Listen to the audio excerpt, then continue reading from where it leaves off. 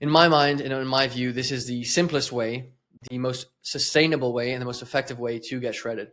Now, before I begin, go into the details as to what this diet entails, let me just give you a bit of background as to why I'm doing this and my experience getting lean, getting fat, etc. So this photo is in 2022, 2023. I was around, again, 11, 12% body fat. This photo is 2024 when I started my first desk job, office job. Basically, I went completely off the rails. I was sitting down all day. For those of you who've worked an office job, you'll probably relate to this. I was snacking on the office snacks, which was like popcorn, nuts, chocolate. I was eating fries every day, steak every day, burgers every day. And then luckily I got a grip and I shredded back down to, I think I'd say 16%, 15%, 17%, 18% in this photo. And so everything was good. I was at a healthy body fat level, was back in training. I got a routine going with my work and I was happy. I was much happier than I was in that photo. And so this was beginning of 2025, end of 2024. And then earlier in March this year, like I talked about in the last video, I broke my ankle, okay? So, quite annoying and frustrating. And so what did I do? Obviously, I was immobile. I couldn't really move and exert myself and burn calories. But on top of that, I also indulged in my favorite thing, bad food, junk food, chocolate, overeating, just pleasure seeking. So this beautiful specimen is the product of what happened next. And so this was, I'd say this happened for 3 months. I was at this body fat level percentage. One, because I wasn't able to exercise. Clearly, I was on crutches. But two, because I was addicted to junk food again, because I couldn't break my eating habits. And, this is what happens when you're addicted to junk food and you have an injury. So in this photo, I'm 16 to 90% body fat. I've dropped a bit mainly because I've gained my muscle back. But I also have not gone over my eating habits. I'm still eating like shit. I'm still, indulging in bad foods way too often. What happens is when you stay at such a high body fat percentage for so long, your insulin sensitivity gets wrecked and you no longer benefit from increasing your surplus, eating a bunch of food. That goes all towards fat storage. And so what I did next was, and I'll come on to how I did that. This is me a couple days ago. Got down to, been at 13, 15% body fat for a couple months. And so this is the next stage, 11 to 12%, which hopefully by the end of this year, then 8 to 10% by the end of January. So here is what I am doing with regards to supplements, cardio, and diet to get this lean. First things first, how did I get from 20 to 24% body fat to 13 to 15, which is what I'm at now? I decreased without tracking my calories, without tracking anything. Everyone can do this. You don't need to track calories to get 15% body fat. You don't need to track macros. You just need to be not retarded, have some sort of idea of what protein is, what carbs are, what fats are. Look at some food. You can tell how much protein it is, how many calories it is by knowing the ingredients of it. Anyways, this is all to say, I went from eating 4 to 5 meals a day to eating 2 to 3 meals a day. I upped the amount of protein I ate and decreased the amount of carbs I ate. Increased the amount of chicken I ate, increased the amount of beef I ate, increased the amount of salmon I ate, and took away from the carbs. What else did I do? I walked every morning. I walked every evening. I did an hour on the bike every training day in the gym. And obviously, I started lifting weights, which also has a boosting effect on your metabolism. You're increasing muscle mass. If you have lost a bunch of muscle, you're going to regain that back relatively quickly, meaning that your lean body mass is higher, meaning that your metabolic rate is higher, meaning that you can eat more while staying at the same level of body fat, or you can eat the same amount and be at a lower body fat percentage because your resting basal metabolic rate is higher. Okay, so that's what you have to do to get to healthy levels of body fat, which in this case is pretty lean. You don't need to track anything. You just need to be smart. Now, in order to get to 8 to 10% body fat, that's when calories and macros is vital. You're not going to get to that level of body fat percentage if you don't know what you're eating exactly. The typical approach that people take and that coaches take with their clients is if it fits your macros. Every day you can have a chocolate bar, every day you can have a cookie. As long as it fits your macros, as long as we hit that weekly deficit, you're going to be good. What people don't tell you about this approach is that it almost always fails because people have one cookie, but they can't just have one. They have to have the whole box. They have one chocolate bar. They can't just have one. They have to have the whole tub of ice cream. So it's not a sustainable approach in my experience and in my opinion. It does work for a lot of people. It definitely doesn't work for me. So what I do instead, what I do with my clients, is I adopt a robot plus cheat meal approach, which is to say that every single day you eat the same exact meals at the same exact time, but once a week you have a refeed, you have a cheat meal. Now this can be, a pizza, this can be a big bowl of spaghetti and a dessert, this can be a bunch of pancakes. What's crucial to emphasize here is that this is part of a system. You are still tracking the cheat meal. You are still conscious of how many calories that cheat meal is and how that affects your weekly calorie deficit. How many weekly calories have you consumed, and what is the end of the week deficit, taking into account the cheat meal.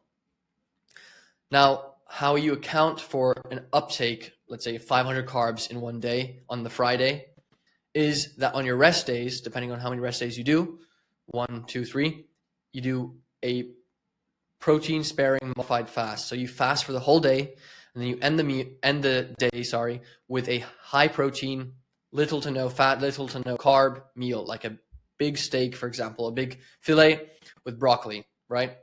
And I've noticed as well, taking this approach, that the days after I have my refeed, I notice enhanced fat loss across the next few days, better energy, probably because of better thyroid output because you're replenishing your glycogen stores. I've also noticed that because I eat so well on the days that I'm not cheating, when I have my cheat meal, I don't feel like shit the next day, and I don't feel bloated. I don't get any sort of negative effects from my cheat meal because I'm eating well and because I'm eating clean throughout the rest of the week. Now I want to talk about cardio. So fasted every morning before work, I'll do a bunch of laps. So I'll do 20 to 25 short sprint burst laps, and then I'll do 10 to 15 longer laps, much slower. This allows me to burn a few hundred calories, which obviously goes towards aiding my deficit. Cardio is never a way to create a deficit. You always create the deficit with your food. Cardio is just a supplement on top of that to enlarge your deficit so that you can speed up fat loss. You can lose fat faster if you add cardio. But your deficit should be driven by your diet. And then you add cardio however much you need, however much you can do without that making you more hungry, in my experience. You should add on top of that because it's going to lead to faster fat loss and no muscle loss. But we'll come on to how to prevent muscle loss in the training section. I also am starting to play paddle a little bit. I found that this burns so many calories and it's so fun. You can do it with friends. It's a way to socialize. It's the best sport for burning calories. And then every upper body training day after work. So this is pretty low intensity, steady state cardio. The first two, so paddle and swimming, I do a bit of high intensity interval training work because some of it is sprinting, explosiveness. But with the bike, it's very, very low intensity. Your heart rate is pretty zone 2. So it's a nice mix, making sure you're getting both health benefits of reaching your VO2 max and also zone 2 cardio. And you're burning a bunch of calories, which is going to enlarge your deficit, allow you to burn fat faster. Another thing I've noticed, which leads to heightened alertness before my training sessions and better neural drive, and which leads to ultimately higher levels of motor unit recruitment, better strength, is cold exposure before training. So that's something that you maybe want to look at if you are dieting to make you feel more energetic, more motivated, more pumped to get into the gym, even on lower calories.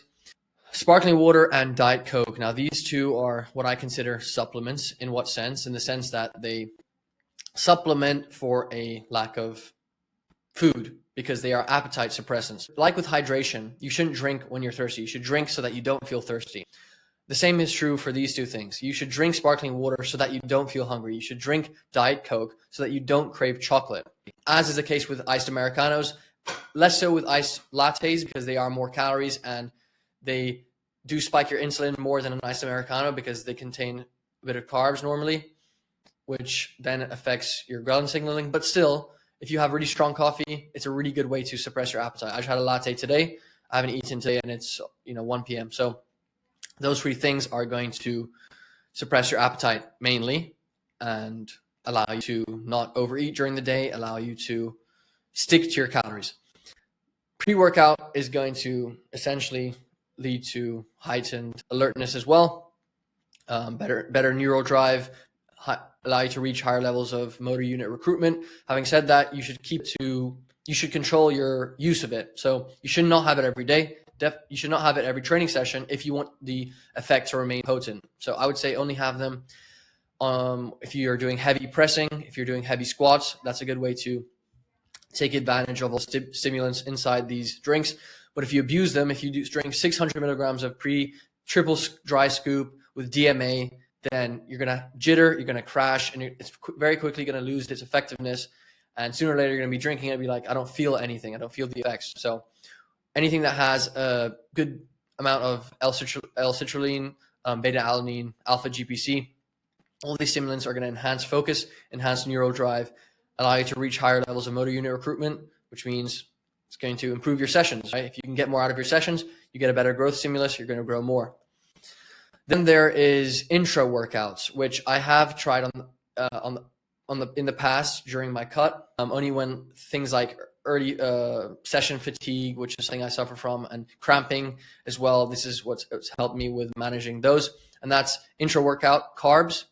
Obviously, again, make sure they're within your calories, and EAAs. So I've noticed that when I take EAAs, the soreness, delayed onset muscle soreness I feel after my workouts are much less. If anything, they're not there at all. This may be because of increase in substrate availability, which basically assists the cellular process of muscle protein synthesis, repairs and regenerates your muscles faster, more effectively, so that you don't really feel sore. And then carbs help with really demanding sessions. So when I have a leg day, when obviously glycogen stores are depleted, like during a cut, when you have like an intense day and you're like, oh my God, I not only need I not only need coffee as well, I need something during my workout if I'm going to finish this workout, especially after a set to failure on the hack squats, right? That's where highly branched cyclic dextrin, so HBCD, something that Sam Stulik always drank in his car. Actually, he drank it after his workout. So, but regardless, it achieves the same goal. It replenishes glycogen stores and kickstarts and helps you manage early onset fatigue, which is very common during a cut and very common among certain individuals like myself who fatigues quite quickly. So consider taking that. And then there's Cialis, which is kind of crazy, but hear me out. If you are not getting a pump or cut, which typically happens, right? Then Cialis is an extremely effective vasodilator. It helps you improve your pumps, which is a really motivating feeling whenever you're in the gym. Everyone wants to feel a pump, and it's quite hard when you're on such depleted calories, depleted macros, to feel that, especially when you're not on a lot of carbs. So maybe consider taking this if you aren't getting a pump and you feel that it could benefit you with adhering to your diet. Then there's sodium, and this is basically a proxy for any other electrolyte like potassium and magnesium. Sodium helps you also manage fatigue, also manage cramping, is also incredibly important for hydration, and hydration is an underrated manager of hunger. Sorry, I don't know why that took me so long, but if you're hydrated, you're not going to be as hungry. But whereas if you just drink water with no electrolytes, you're going to be hungry more often. So make sure you're having sodium, you're putting a bit of plain pink salt with every meal. This is going to allow you to, one, manage fatigue, have more energy in the gym, have better pumps, but also manage hunger better. And then there is something I want to touch on quickly, which is this may not be the case for a lot of people, but especially for people who are inside a lot, they're working inside a lot, you're going to be probably deficient in vitamin D. Okay. And I just got my bloods back. I was on the borderline of vitamin D, on the borderline of zinc, and on the borderline of iron. All these things are incredibly important for your hormonal health, which ultimately has an impact on how you feel, on your energy levels, on your testosterone levels, on your recovery, and especially during a cut. You do not want to have low vitamin D. You don't want to have low zinc and low iron. That will make you feel like absolute death. And that's why I was like, why do I feel so bad? Because all of these were low. So I would say get your bloods done, first of all. But even if you don't want to, You can never go wrong with supplementing vitamin D, and definitely not zinc. The main thing you want to make sure you are experiencing during your cut is motivation, right? Having a picture of that end goal, that shredded physique on the beach, at the party, the girl, whatever it is that your goal is. For me, it's just getting lean for first time in my life. And, I love and seeing the muscle I built. That's another thing that people don't realize is they're like, where's all the muscle? Like, I'm not building muscle. It's because you're too fat. Like, you have to get lean to see what you built. Anyway, you want to be motivated during this period because it's going to be tough. Again, it's not going to be easy. So if you want everything to be easy in life, I'm sorry, that's not how it is. It's going to be tough. In my experience, great ways to keep high levels of motivation, amongst many things, is one, training with heavy weights. Say I do a sort of 50 kilogram dumbbells with each hand for incline dumbbell press, right? And I get 5 reps and with 1 rep reserve, or fail at 5 reps. If I do 40 kilogram dumbbells in each hand with incline dumbbell press, I'll also get 5 reps. So in other words, you fatigue the same level regardless of, in my experience, regardless of what weight you use.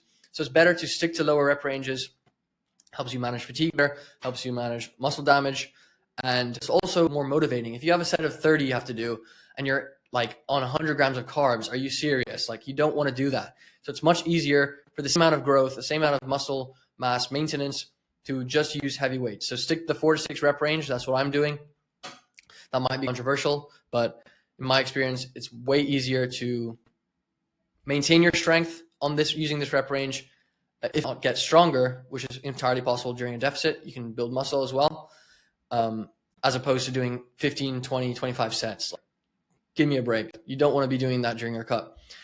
And lastly, you want to train with friends, which will help you be motivated, especially if you have friends which will motivate you and challenge you to push yourself. Train while listening to music. I mean, I think this is a no-brainer, but you want to be blasting like some hard-style Tevez when you're lifting during your cut. Like, you have to be. It has to be breaking your eardrums. This is going to allow you to push those final few reps. When you don't use music, especially when you're in a cut, you're already going to be able to push yourself harder. Okay, so use music and then track progress. Even though you shouldn't expect to progressively overload every week, certainly not every month, or every month, certainly not every week on a cut, you should still be making sure that you're maintaining your strength, you're lifting the same amount of weights, and you're maybe progressively overloading once a month. Okay, this is going to give you solace, give you closure that you are maintaining your strength during a cut, which means you're not losing any muscle, which almost everyone I see who does a cut loses muscle. If you're maintaining your strength, lifting heavy weights, then you're not losing muscle. So imagine you're as big as you are right now. Imagine all of that muscle you keep without the fat. Imagine how cool you look. So those are just a few things you can do to maintain motivation. And then there's my ebook, which has all my training programs and my approach, my philosophy to training. If you're interested in that, go check that out as well. It's in the description. Thank you for watching. Please like and subscribe if you found this helpful, and I'll see you in the next one.